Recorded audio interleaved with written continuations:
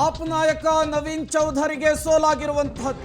ಇಲ್ಲೂ ಕೂಡ ಬಿಜೆಪಿ ಕಮಾಲ್ ಮಾಡಿದೆ. ಬಿಜೆಪಿಯ ಅರವಿಂದರ್ ಸಿಂಗ್ ಲವ್ಲಿಗೆ ಇಲ್ಲಿ ಗೆಲುವಾಗಿರುವಂತಹದ್ದು. ಗಾಂಧಿನಗರದ ಕ್ಷೇತ್ರದಲ್ಲೂ ಕೂಡ ಕಮಲ ಕಿಲಕಿಲ ಅಂದಿದೆ. ಸಹಜವಾಗಿಯೇ ಇಲ್ಲಿಗೆ ಆಪ್ಗೂ ಕೂಡ ಶಾಕನ್ನು ಕೊಟ್ಟಿರುವಂತಹದ್ದು. ನವೀನ್ ಚೌಧರಿ 41,395 ಮತಗಳನ್ನು ಪಡೆದುಕೊಂಡಿದ್ದಾರೆ. ಆಮ್ ಆದ್ಮಿಯಿಂದ ಸ್ಪರ್ಧಿಸಿದ್ರು. ಅರವಿಂದರ್ ಲವ್ಲಿ 53,314 ಮತವನ್ನು ತೆಗೆದುಕೊಂಡಿರುವಂಥದ್ದು.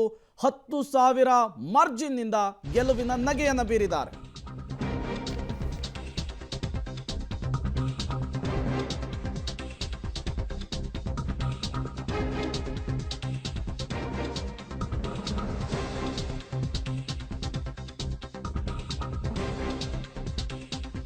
ಆಗುತ್ತೆ 5:30ಕ್ಕೆ ಬಿಜೆಪಿ ಕಚೇರಿಗೆ ನಮೋ ಆಗಮಿಸಲಿದ್ದಾರೆ. ದೆಹಲಿ ಬಿಜೆಪಿ ಗೆಲುವಿನ ವಿಜಯೋತ್ಸವದಲ್ಲಿ ನರೇಂದ್ರ ಮೋದಿ ಅವರು ಭಾಗಿಯಾಗಲಿದ್ದಾರೆ.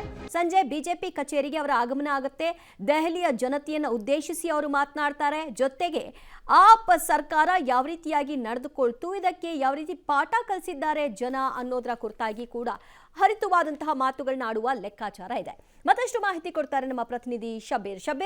5:30ಕ್ಕೆ ನರೇಂದ್ರ ಮೋದಿ ಅವರು ಏನ್ ಮಾತನಾಡಬಹುದು, ಯಾವ ಪಾಯಿಂಟ್ ಮಾತಾಡಬಹುದು ಅಂತ ಈಗ ನಿರೀಕ್ಷೆ ಮಾಡಬಹುದು? ದಿವ್ಯಾ ನೋಡಿ, ಪ್ರತಿ ಬಾರಿ ಯಾವುದೇ ರಾಜ್ಯದ ವಿಧಾನಸಭೆ ಚುನಾವಣೆಗಳು ನಡೆದಂತ ಸಂದರ್ಭದಲ್ಲಿ ಅದರ ಫಲಿತಾಂಶ ಬಿಜೆಪಿಗೆ ಪೂರಕವಾಗಿ ಬಂದಂತ ಸಂದರ್ಭದಲ್ಲಿ ಪ್ರಧಾನಿ ನರೇಂದ್ರ ಮೋದಿ ಅವರು ಮತದಾರರಿಗೆ ಧನ್ಯವಾದ ಹೇಳುವಂತ ಕೆಲಸವನ್ನ ಮಾಡ್ಕೊಂಡು ಬಂದಿರುವಂತದ್ದು. ಇದೊಂದು ರೀತಿ ಸಂಪ್ರದಾಯವಾಗಿ ಕೂಡ ಬದಲಾಗಿರುವಂತದ್ದು. ಯಾವುದೇ ರಾಜ್ಯ ಆಗಿರಲಿ, ಅದು ಕರ್ನಾಟಕದಿಂದ ಹಿಡಿದು ಬೇರೆ ಯಾವುದೇ ರಾಜ್ಯದಲ್ಲೂ ಕೂಡ ಬಿಜೆಪಿ ಗೆಲುವನ್ನಪ್ಪಿದಂತ ಸಂದರ್ಭದಲ್ಲಿ ಬಿಜೆಪಿಯ ಕೇಂದ್ರ ಕಚೇರಿಗೆ ಬಂದು ಅಲ್ಲಿಂದ ಆ ದೇಶದ ಜನರು ಮತ್ತೆ ಆ ರಾಜ್ಯದ ಜನರನ್ನು ಉದ್ದೇಶಿಸಿ ಮಾತನಾಡುವಂಥದ್ದು ಮತ್ತೆ ಅವರಿಗೆ ಅಭಿನಂದನೆಯನ್ನ ಸಲ್ಲಿಸುವಂಥದ್ದು. ಇದರ ಜೊತೆಗೆ ಬಿಜೆಪಿಯ ಹೋರಾಟ ಹೇಗಿತ್ತು ಮತ್ತೆ ಜನರು ಹೇಗೆ ಬಿಜೆಪಿಯ ಜೊತೆಗೆ ನಿಂತ್ಕೊಂಡಿದ್ದಾರೆ ಅನ್ನುವಂಥದ್ದನ್ನ ಕೂಡ ಜನರಿಗೆ ತಿಳಿಸುವಂತ ಕೆಲಸವನ್ನ ಕೂಡ ಮಾಡ್ತಾ ಇದ್ರು. ಈಗ ಅದೇ ರೀತಿಯಾದಂತ ಬೆಳವಣಿಗೆ ಇವತ್ತು ಕೂಡ ನಿರೀಕ್ಷೆ ಮಾಡಲಾಗ್ತಾ ಇದೆ. ಇವತ್ತು ದೆಹಲಿಯಲ್ಲಿ ಐತಿಹಾಸಿಕ ಗೆಲುವನ್ನ ಬಿಜೆಪಿ ಸಾಧಿಸಿರುವಂತದ್ದು. 27 ವರ್ಷಗಳ ಬಳಿಕ ಅಧಿಕಾರದ ಚುಕ್ಕಾಣಿ ಹಿಡಿಯುವಲ್ಲಿ ಬಿಜೆಪಿ ಯಶಸ್ವಿಯಾಗಿರುವಂತದ್ದು. ಬೇರೆ ಯಾವುದೇ ರಾಜ್ಯಗಳನ್ನು ಗೆದ್ರೂ ಕೂಡ ದೆಹಲಿಯಲ್ಲಿ ಅಧಿಕಾರವನ್ನ ಹಿಡಿಯುವಂಥದ್ದು ಎಲ್ಲ ಪಕ್ಷಗಳ ಕನಸು.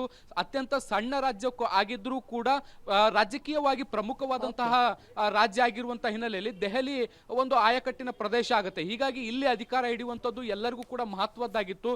27 ವರ್ಷಗಳ ಬಳಿಕ ದೆಹಲಿಯಲ್ಲಿ ಬಿಜೆಪಿ ಈಗ ಅಧಿಕಾರ ರಚನೆ ಮಾಡ್ತಾ ಇರುವಂತಹ ಹಿನ್ನೆಲೆಯಲ್ಲಿ ಈಗ ಸಹಜವಾಗಿ ಒಂದು ಹಬ್ಬದ ವಾತಾವರಣ, ಹರ್ಷೋದ್ಗಾರ ಎಲ್ಲರಲ್ಲೂ ಕೂಡ ಇರುವಂತದ್ದು. ಹೀಗಾಗಿ ಕಾರ್ಯಕರ್ತರನ್ನು ಉದ್ದೇಶಿಸಿ ಮಾತನಾಡುವಂತ ನಿಟ್ಟಿನಲ್ಲಿ ಇವತ್ತು ಸಂಜೆ 5:30ಕ್ಕೆ ಪ್ರಧಾನಿ ನರೇಂದ್ರ ಮೋದಿ ಅವರು ಬಿಜೆಪಿ ಕೇಂದ್ರ ಕಚೇರಿಗೆ ಬರ್ತಾ ಇದ್ದಾರೆ.